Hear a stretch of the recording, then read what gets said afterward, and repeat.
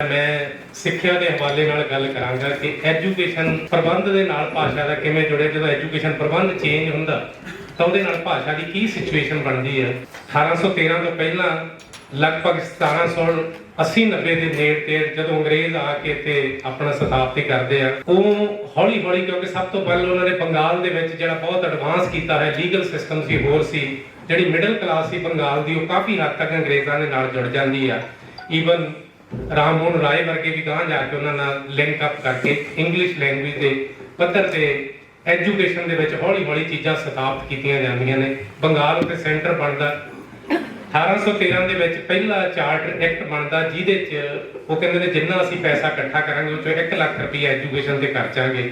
ਉਹਨਾਂ ਨੇ ਥੋੜਾ ਬਹੁਤਾ ਉਹਨਾਂ ਨੇ ਕਿਹਾ ਜਿਹੜੀਆਂ ਇੰਡੀਜੀਨੀਅਸ ਲੋਕਾਂ ਦੀਆਂ ਭਾਸ਼ਾਵਾਂ ਨੇ ਉਹਦੇ 'ਚ 1813 ਤੋਂ 1835 ਤੱਕ ਦੀ ਬਹੁਤ ਹੀ ਇੰਟਰਸਟਿੰਗ ਬਹਿਸ ਆ, ਬਹੁਤ ਵੱਡੀ ਕੰਟਰੋਵਰਸੀ ਹੈ ਐਜੂਕੇਸ਼ਨ ਦੇ ਜਿਹੜੇ ਇੰਡੀਆ ਦੇ, ਜਦ ਕਿਉਂਕਿ ਇੰਡੀਆ ਬਹੁਤ ਪਾਕਿਸਤਾਨ ਸਾਰਾ ਕੁਝ ਸੀਗਾ, ਇਸ ਖਿੱਤੇ ਦੇ ਵਿੱਚ ਬੜੀ ਵੱਡੀ ਡਿਬੇਟ ਚੱਲੀ ਕਿਉਂਕਿ ਉਸ ਵੇਲੇ ਜਿਹੜੇ ਓਰੀਐਂਟਲਿਜ਼ਮ ਦਾ ਤੇ ਵੈਸਟਰਨ ਦੀ ਇੱਕ ਬਹਿਸ ਸੀ। ਅੰਗਰੇਜ਼ ਕਿਉਂਕਿ ਹੌਲੀ ਹੌਲੀ ਸਿਸਟਮ ਨੂੰ ਖੜਾ ਕਰਕੇ ਆਪਣਾ ਬਿਲਡ ਕਰਨਾ ਚਾਹੁੰਦੇ ਹਰ ਪੱਧਰ ਤੇ, ਜਾਂ ਰੀਜ਼ਨ ਲੌਜਿਕ ਕਈ ਚੀਜ਼ਾਂ ਲਿਆ ਕੇ ਉਹ ਕਹਿੰਦੇ ਸੀ ਵੀ ਇੰਗਲਿਸ਼ ਲੈਂਗੁਏਜ ਹੀ ਹੈ। 1835 2 ਫਰਵਰੀ ਨੂੰ ਕੱਟ ਲਾਈਨ ਜੀ ਨੂੰ ਮੰਨਿਆ ਜਾਂਦਾ, ਜਦੋਂ ਮੈਕਾਲੇ ਆਪਣਾ ਮਿੰਟ ਦਿੰਦਾ, ਰਾਤ ਨੂੰ ਬੈਠਦਾ ਲਿਖਦਾ 8 ਪੇਜ ਦਾ ਮਿੰਟ ਆ, ਉਸ ਮਿੰਟ 'ਚੋਂ ਕਹਿੰਦਾ ਵੀ 5000 ਸਾਲਾਂ 'ਚ ਇਹਨਾਂ ਨੇ ਕੱਖ ਨਹੀਂ ਕੀਤਾ, ਇਸ ਕਰਕੇ ਵੀ ਇਹਨਾਂ ਨੂੰ ਪੈਸੇ ਵੀ ਦੇਣ ਦੀ ਲੋੜ ਨਹੀਂ, ਕੋਈ ਨਹੀਂ। ਤੇ ਅਗਲੇ ਮਹੀਨੇ ਮਾਰਚ ਦੇ ਵਿੱਚ ਉਹਦਾ ਪਾਸ ਵੀ ਹੋ ਜਾਂਦਾ। ਉਹ ਕੰਟਰੋਵਰਸੀ ਲਗਭਗ ਜਿਹੜੀ 1813 ਤੋਂ 1835 ਤੱਕ ਚੱਲੀ ਸੀ, ਉਹ ਕਨਕਲੂਡ ਕਰ ਦਿੰਦਾ ਕਿ ਜਿਹੜੀ ਅੰਗਰੇਜ਼ੀ ਆ ਉਹ ਦੀ ਡੋਮੀਨੇਸ਼ਨ ਦੀ ਲੋੜ ਆ। ਅੰਗਰੇਜ਼ੀ ਦੀ ਮਿਡਲ ਕਲਾਸ ਕਾਫੀ ਹੱਦ ਤੱਕ ਬੰਗਾਲ ਦੀ ਉਹਦੇ ਨਾਲ ਦੇ ਕਿਸੇ ਨਾ ਕਿਸੇ ਲੈਵਲ ਤੇ ਚਲੀ ਜਾਂਦੀ ਹੈ। ਉਹ ਤੋਂ ਬਾਅਦ 1835 ਤੋਂ ਲੈ ਕੇ ਬਹਿਸ ਸ਼ੁਰੂ ਹੁੰਦੀ ਹੈ। ਥੋੜੇ ਇੰਡੀਜੀਨੀਅਸ ਲੋਕਲ ਜਿਹੜੇ ਵੱਖ-ਵੱਖ ਖੇਤਰਾਂ 'ਚ ਇੰਗਲਿਸ਼ ਦੇ ਤੋਂ ਪੈਰਲਲ ਜਿਹੜੀਆਂ ਭਾਸ਼ਾਵਾਂ ਇੱਧਰਲੀਆਂ ਸੀਗੀਆਂ, ਇਹਨਾਂ ਦੇ ਸੱਭਿਆਚਾਰ ਸੀ, ਕਲਚਰ ਸੀ, ਖੜੇ ਹੁੰਦੇ ਆ। 1882 'ਚ ਆ ਕੇ ਇੱਕ ਪੈਨ ਪੁਆਇੰਟ ਹੋ ਜਾਂਦਾ ਕਿ ਜਦੋਂ ਜੋਤੀ ਰਾਏ ਫੂਲੇ ਤੇ ਸਵਿਤਰੀ ਦੇਵੀ ਜਿਨ੍ਹਾਂ ਨੇ ਆਪਣੀਆਂ ਖੇਤਰੀ ਕੰਮ ਕੀਤਾ ਸੀ, 1882 'ਚ ਉਦੋਂ ਇੱਕ ਮੈਮੋਰੈਂਡਮ ਦਿੰਦੇ ਨੇ ਕਿ ਸਟੇਟ ਸਾਨੂੰ ਐਜੂਕੇਸ਼ਨ ਸਾਨੂੰ ਵੀ ਰੈਕੋਗਨਾਈਜ਼ ਕਰੇ। ਉਹ ਤੋਂ ਪਹਿਲਾਂ 1854 ਤੱਕ ਬਹੁਤ ਰੌਲਾ ਪਿਆ ਮੈਕਾਲੇ ਮਿੰਟ ਤੇ। 1854 ਨੂੰ ਵਰਡ ਡਿਸਪੈਚ ਕੀ ਕਰਦੀ ਆ, ਉਹ ਕਹਿੰਦੀ ਆ ਵੀ ਜਿਹੜੇ ਗ੍ਰਾਂਟ ਇਨ ਏਡ ਦੇ ਉਹਨਾਂ ਨੂੰ ਥੋੜੀ ਜਿਹੀ ਮਦਦ ਦੇ ਦੇ। ਇਸੇ 19th ਸੈਂਚੁਰੀ ਦੇ ਐਂਡ ਤੱਕ ਪਹੁੰਚਦੇ ਆ, ਉਦੋਂ ਪਟਿਆਲੇ ਦੇ ਵਿੱਚ 1802 'ਚ ਪਹਿਲਾ ਇੱਕ SDSC ਸਕੂਲ ਖੁੱਲ੍ਹਦਾ, ਕਿਉਂਕਿ ਲਗਭਗ ਪਟਿਆਲੇ ਦੇ ਵਿੱਚ ਜਿਹੜੇ ਖੁੱਲ੍ਹੇ ਆ 1847 ਤੋਂ ਪਹਿਲਾਂ ਉਹ ਗ੍ਰਾਂਟ ਇਨ ਏਡ ਸਕੂਲ ਖੁੱਲ੍ਹੇ ਨੇ, ਜਿਹੜੀ ਉਹਨਾਂ ਨੇ ਸਪੋਰਟ ਕੀਤੀ ਆ। ਉਸ ਵੇਲੇ ਪਟਿਆਲੇ ਦੀ ਜਿਹੜੀ ਆਬਾਦੀ ਸੀਗੀ 1901 'ਚ 53,545 ਸੀ। ਉਸ ਵੇਲੇ ਉਸ ਲੈਵਲ ਤੇ ਸਕੂਲ ਗ੍ਰਾਂਟ ਇਨ ਏਡ ਸਕੂਲ ਸੀ, ਛੋਟੇ ਮੋਟੇ ਕੋਈ ਹੋਰ ਸਰਕਾਰੀ ਜਾਂ ਹੋਰ ਜਿਵੇਂ ਛੋਟਾ ਜਿਹਾ ਸਕੂਲ ਮਲਟੀਪਰਪਜ਼ ਦਾ ਬਾਅਦ 'ਚ ਆਉਂਦਾ ਪ੍ਰਾਇਮਰੀ ਸਕੂਲ ਵਿਕਟੋਰੀਆ ਸਕੂਲ ਸਭ ਤੋਂ ਪੁਰਾਣਾ ਸੀ, ਜਿਹੜਾ ਇੰਟੀਰੀਅਰ ਦੇ ਵਿੱਚ ਸੀ।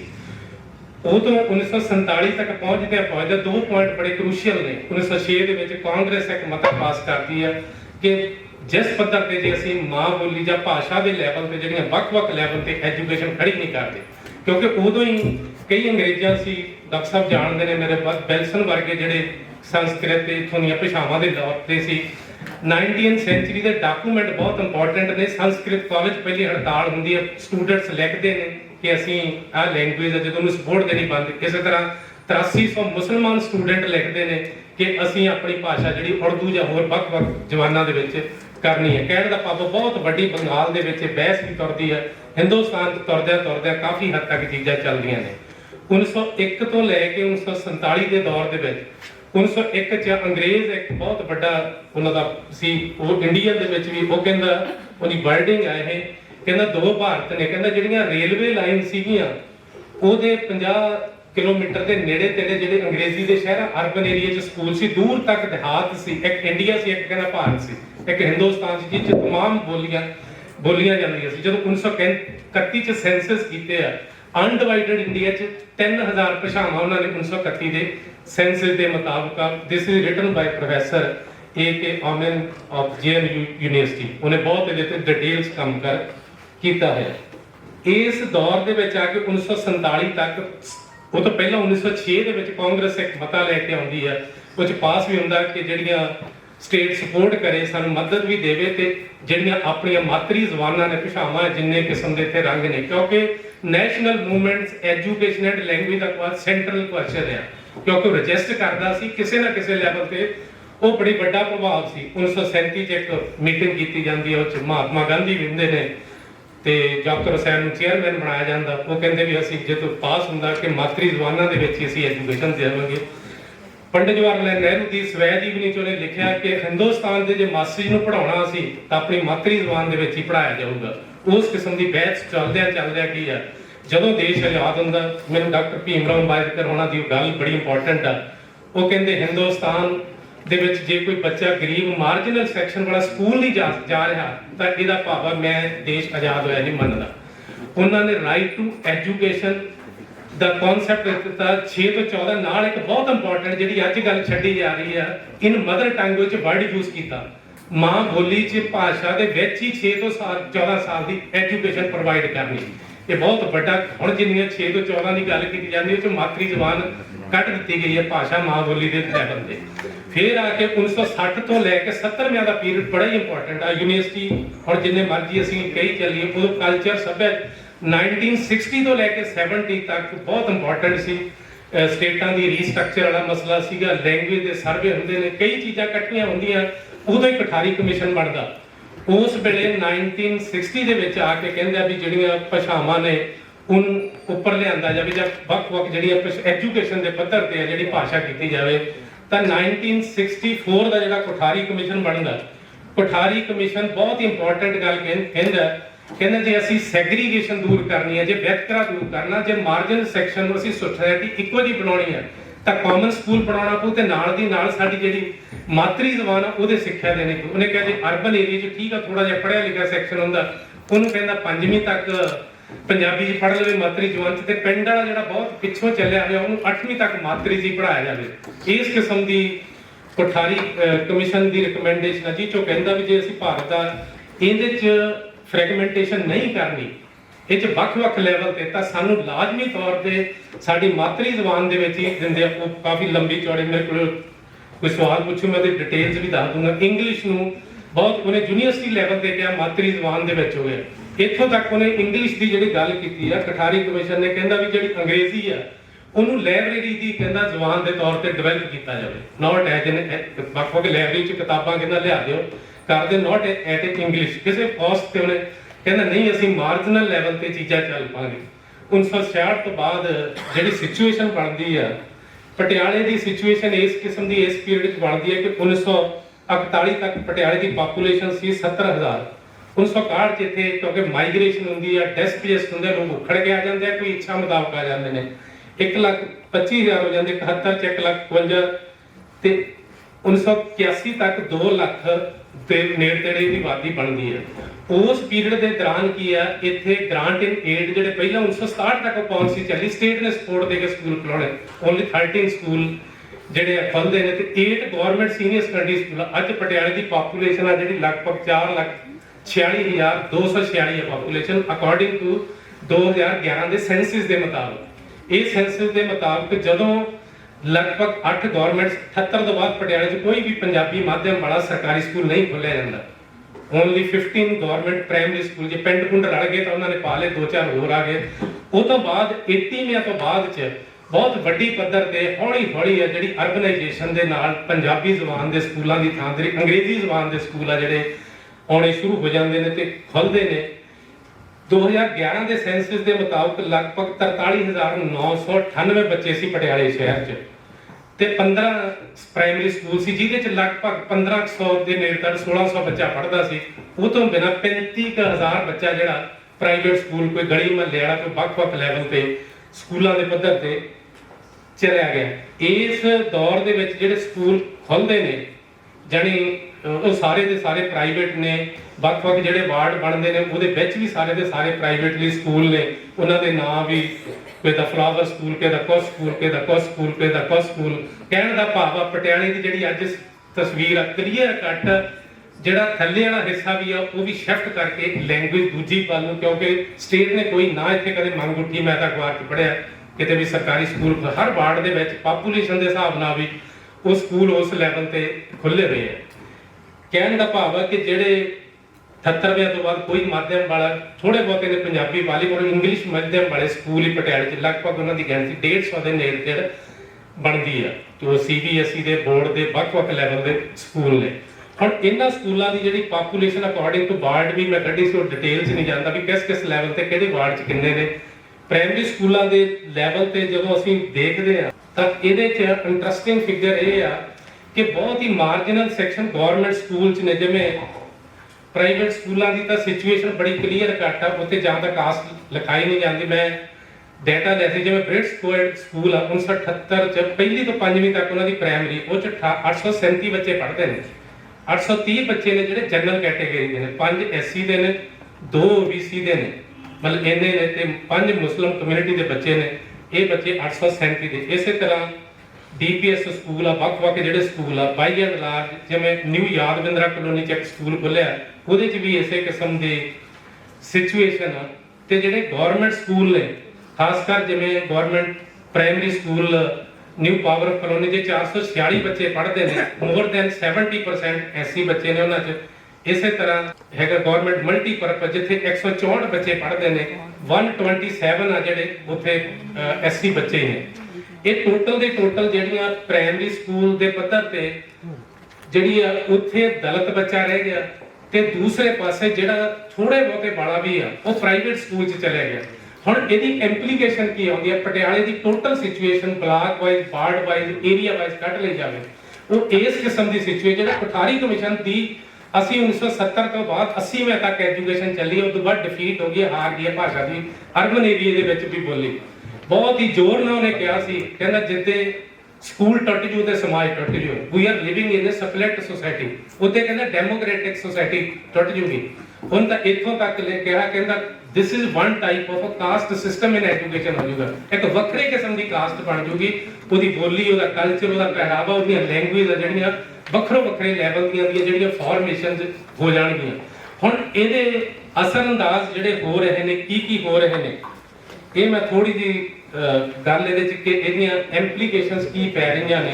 ਨੰਬਰ 1, ਇਹਦੇ ਚ ਇਕਨੋਮਿਕ ਪੱਧਰ ਤੇ ਮਿਡਲ ਕਲਾਸ ਦਾ ਥੱਲੇ ਤੋਂ ਲੈ ਕੇ ਉੱਪਰ ਤੱਕ 10 to 15% ਆ ਜਿਹੜਾ ਉਹਨਾਂ ਦਾ ਐਕਸਪੈਂਡੀਚਰ ਆ, ਜਿਹੜਾ ਪੈਸਾ ਤੇ ਇਹਦੇ ਤੇ ਲੱਗਦਾ। ਦੂਜਾ ਹੈਗਾ ਸੋਸ਼ਲੀ, ਜਿਹੜੀ 64 ਚ ਕੋਠਾਰੀ ਕਮਿਸ਼ਨ ਨੇ ਕਿਹਾ ਸੀ, ਉਹਦੀ ਫ੍ਰੈਗਮੈਂਟੇਸ਼ਨ ਇੰਨੀ ਜ਼ਿਆਦਾ ਹੋ ਜਾਂਦੀ ਆ ਕਿ ਟੋਟਲ ਦੀ ਟੋਟਲ ਸੋਸਾਇਟੀ ਦੇ ਅੰਦਰ ਇੱਕ ਸਪਲਿਟ ਕਿਸਮ ਦੀ ਦਿਖਾਈ ਦਿੰਦੀ ਹੈ। ਜਿਸ ਦੀ ਸੋਸ਼ਲ ਇੰਪਲੀਕੇਸ਼ਨ, ਸਮਾਜਿਕ ਤੌਰ ਤੇ ਇੱਕ ਵਿਤਕਰਾ ਜਿਹੜਾ ਕ੍ਰੀਏਟ, ਸੋਸ਼ਲ ਸਮਾਜਿਕ। ਇਸੇ ਤਰ੍ਹਾਂ ਕਲਚਰਲ ਲੈਵਲ ਤੇ ਉਹਨਾਂ ਸਕੂਲਾਂ 'ਚ ਪੜ੍ਹਨ ਵਾਲੇ ਬੱਚਿਆਂ ਦਾ ਕਲਚਰ ਇਜ਼ ਇੰਟਾਇਰਲੀ ਡਿਫਰੈਂਟ। ਚੌਥੀ ਗੱਲ ਆ ਜਿਹੜੀ ਉਹ ਹੈਗੀ ਆ ਕਿ ਲੈਵਲ ਆਫ ਐਲੀਏਨੇਸ਼ਨ। ਸਾਰੇ ਦੁਨੀਆ ਦੇ ਸਾਈਕੋਲੋਜਿਸਟ ਕਹਿ ਰਹੇ ਨੇ, ਮਨੋਵਿਗਿਆਨੀ ਕਹਿ ਰਹੇ ਨੇ, ਮੈਂ ਉੱਪਰਲੀਆਂ ਕਲਾਸਾਂ ਛੱਡਤੀਆਂ ਪਹਿਲੀ ਤੋਂ ਚੌਥੀ ਤੱਕ, ਉਹ ਕਹਿੰਦੇ ਜਦੋਂ ਵੀ ਤੁਸੀਂ ਸੈਕੰਡ ਲੈਂਗੁਏਜ 'ਚ ਪੜ੍ਹਾਉਂਦੇ ਹੋ ਉਦੋਂ ਤੁਹਾਡਾ ਲੈਵਲ ਮੈਮਰੀ ਤੱਕ ਪਹੁੰਚ ਜਾਂਦਾ। ਨੈਚੁਰਲ ਜਿਹੜੀ ਬੋਲੀ ਆ ਉਹਦੇ ਤੁਹਾਡੇ ਨਾਲ ਇਮੇਜਿਨੇਸ਼ਨ ਐਂਡ ਡ੍ਰੀਮਸ ਹੁੰਦੀਆਂ ਨੇ। ਐਜੂਕੇਸ਼ਨ ਟੌਪ ਦੇ ਕਹਿੰਦੇ ਨੇ ਕਿ 25 ਗਲੋਰੀਅਸ ਹਿਊਮਨ ਸੈਂਸਸ ਹੁੰਦੀਆਂ ਬੱਚੇ ਜਿੱਦੇ ਪੈਦਾ ਹੁੰਦਾ, ਧਰਤੀ ਤੇ ਆਉਂਦਾ, ਨੱਚਦਾ, ਟੱਪਦਾ, ਗਾਉਂਦਾ, ਬੂਟੇ ਦੇਖਦਾ, ਪਤੰਗ ਦੇਖਦਾ, ਨਵੀਂ ਕਿਸਮ ਦੀ। ਜਦੋਂ ਅਸੀਂ ਸੈਕੰਡ ਲੈਂਗੁਏਜ ਰਾਹੀਂ ਪਾਉਂਦੇ ਆ, ਉਹਦੀਆਂ ਸਾਰੀਆਂ ਚੀਜ਼ਾਂ ਡਿੱਗਣੀਆਂ ਸ਼ੁਰੂ ਹੋ ਜਾਂਦੀਆਂ, ਘਟ ਜਾਂਦੀਆਂ। ਉਹਨੂੰ ਅਸੀਂ ਮਨੀ ਮੇਕਿੰਗ ਮਸ਼ੀਨ ਦੇ ਤੌਰ ਤੇ, ਸਕੋਰਿੰਗ ਮਸ਼ੀਨ ਦੇ ਤੌਰ ਤੇ ਇਸ ਕਿਸਮ ਦੀ ਉਹਦੀ ਕਨਵਰਸ਼ਨ ਕਰ ਰਹੇ ਆ। ਲੈਂਗੁਏਜ ਦੇ ਕੁਐਸਚਨ ਤੋਂ ਜਦੋਂ ਜਾਂਦਾ ਸਿਸਟਮ, ਕਿਉਂਕਿ ਐਜੂਕੇਸ਼ਨ ਦੇ ਕ੍ਰਾਈਸਿਸ ਚੋਂ ਲੈਂਗੁਏਜ ਕ੍ਰਾਈਸਿਸ ਨਿਕਲਦਾ, ਐਜੂਕੇਸ਼ਨ ਦੇ ਕ੍ਰਾਈਸਿਸ ਨੂੰ ਡੀਲ ਨਹੀਂ ਕੀਤਾ ਜਾਂਦਾ। ਜਿਵੇਂ ਫਰਾਂਸ ਦਾ ਸੀ, ਠੀਕ ਹੈ, ਉਹਦੇ ਕਹਿ ਦਿੰਦੇ ਆ ਵੀ ਫ੍ਰੈਂਚ ਰੈਵੋਲੂਸ਼ਨ ਹੋਇਆ ਸੀ, 18% ਫ੍ਰੈਂਚ ਬੋਲਦੇ ਸੀ, ਬਹੁਤ ਜਵਾਨਾਂ ਸੀ, ਉਹਨਾਂ ਨੇ ਸਟੇਟ ਦੀ ਭਾਸ਼ਾ ਫ੍ਰੈਂਚ ਬਣ ਗਈ। 18 ਨਹੀਂ, ਸਾਰੀਆਂ ਬਾਕੀ ਹੌਲੀਆਂ ਭਾਸ਼ਾ ਖਾ ਲਈਆਂ। ਇਟਾਲੀਅਨ ਦੇ ਵਿੱਚ ਵੀ ਓਨਲੀ 3% ਇਟਾਲੀਅਨ ਸੀਗੇ। ਉਹ ਬਹੁਤ ਭਾਸ਼ਾਵਾਂ ਇਹੋ ਜਿਹੀਆਂ ਸੀ ਜਿਹੜੀਆਂ ਉੱਥੇ ਮਰ ਗਈਆਂ ਸੀਗੀਆਂ। ਇਸ ਕਰਕੇ ਜਦੋਂ ਤੁਹਾਡੀ ਇੰਸਟੀਟਿਊਸ਼ਨਸ, ਸਕੂਲ 'ਚ, ਸੰਸਥਾ 'ਚ ਲੈਂਗੁਏਜ ਦਾ ਕੁਐਸਚਨ ਬਹੁਤ ਇੰਪੋਰਟੈਂਟ ਇਸ ਕਰਕੇ ਹੁੰਦਾ, ਤੁਹਾਡੀ ਸੁਸਾਇਟੀ ਦਾ ਮੋਸ਼ਨ ਕਿੱਧਰ ਨੂੰ ਜਾਣਾ। ਹਿੰਦੁਸਤਾਨ ਵਰਗਾ ਮੁਲਕ ਜਿਹਦੇ 'ਚ 700 ਤੋਂ ਵੱਧ ਜਵਾਨਾਂ ਨੇ, ਡਾਕਟਰ ਸਾਹਿਬ ਮੇਰੇ ਨਾਲੋਂ ਵੱਧ ਜਾਣਦੇ ਨੇ, ਇੱਕ ਵਾਰੀ 1971 ਦੇ ਸੈਂਸਸ ਆਏ ਸੀ, ਪ੍ਰੋਫੈਸਰ ਓਏਕੇ ਓਮੈਨ ਨੇ ਕੀਤਾ ਵੀ 1500 ਤੋਂ ਵੱਧ ਜਵਾਨਾਂ ਨੇ, ਕਿਉਂਕਿ ਉਦੋਂ ਲਿਖਾਇਆ ਜਾਂਦਾ ਕੋਈ ਕਿਹੜੀ ਬੋਲੀ ਬੋਲਦੇ ਆ, ਕਹਿੰਦੇ ਪੰਜਾਬੀ 'ਚ ਹੀ 35 ਬੋਲੀਆਂ ਲਿਖਾਤੀਆਂ ਛੋਟੀਆਂ, ਉਦੋਂ 1500 ਬਣ ਗਈਆਂ ਸੀਗੀਆਂ। ਇਸ ਕਰਕੇ ਜਿੰਨੀਆਂ ਤੁਹਾਡੀਆਂ ਭਾਸ਼ਾਵਾਂ ਨੇ, ਜਿੰਨੀਆਂ ਕਲਚਰਸ ਨੇ, ਹੁਣ ਇਹ ਅਰਬਨਾਈਜੇਸ਼ਨ 'ਚ ਕੀ ਹੋ ਰਿਹਾ, ਇਸ ਕਿਸਮ ਦਾ ਕ੍ਰਾਈਮ ਵੀ ਹੋਊਗਾ, ਐਲੀਨੇਟਡ ਬੱਚੇ ਵੀ ਹੋਣਗੇ, ਟੈਨਸ਼ਨਸ ਵੀ ਹੋਣਗੇ, ਐਂਜ਼ਾਈਟੀ 'ਚ ਵੀ ਹੋਣਗੇ, ਡਿਪਰੈਸ਼ਨ 'ਚ ਵੀ ਹੋਣਗੇ। All these are the by product of education. Education ਦਾ ਮੀਨਿੰਗ ਹੀ ਹੈ ਲਰਨਿੰਗ ਪ੍ਰੋਸੈਸ ਆ, ਸਿੱਖਦੇ ਹੋ ਤੁਸੀਂ ਕੁਝ ਸਮੇਂ ਬਾਅਦ ਸੈਕੰਡ ਲੈਂਗੁਏਜ ਸਿੱਖਦੇ ਹੋ, ਥਰਡ ਲੈਂਗੁਏਜ ਸਿੱਖਦੇ ਹੋ, ਫੋਰਥ ਲਿਖਦੇ ਹੋ। ਜਿੰਨੀਆਂ ਲੈਂਗੁਏਜ ਆਣਗੀਆਂ ਬਹੁਤ ਅਮੀਰ ਹੋਵੋਗੇ, ਕੋਈ ਗਰੀਬ ਨਹੀਂ ਹੋਵੋਗੇ, ਪਰ ਫੰਡਾਮੈਂਟਲ ਕੁਐਸਚਨ ਇਹ ਆ ਕਿ ਜਦ ਤੱਕ ਤੁਸੀਂ ਮਾਤਰੀ ਜ਼ਬਾਨ ਆ ਜਿਹੜੀ ਉਹਦੇ ਵਿੱਚ ਭਾਸ਼ਾ ਨਹੀਂ। ਪਟਿਆਲਾ ਇਸ ਵੇਲੇ ਜਿਹੜੀ ਯੂਨੀਵਰਸਿਟੀ ਠੀਕ ਆ, ਅਸੀਂ ਸਹਿਤਕ ਹੋਰ ਸਨਮਾਨ ਮਾਨ ਕਰ ਰਹੇ ਹਾਂ, these are the serious problem. ਕਈਆਂ ਦੇ ਇਹੋ ਜਿਹੇ ਵੀ ਸਨਮਾਨ ਕਰਦੇ ਨੇ ਜਿਨ੍ਹਾਂ ਨੇ ਤੋਤਾ ਸਿੰਘ ਵੇਲੇ ਅੰਗਰੇਜ਼ੀ ਦੇ ਪੱਖ 'ਚ ਬੋਲੇ ਸੀ, ਹੁਣ ਉਹ ਪੰਜਾਬੀ ਦੇ ਪੱਖ 'ਚ ਵੀ ਲਿਖ ਦਿੰਦੇ ਆ।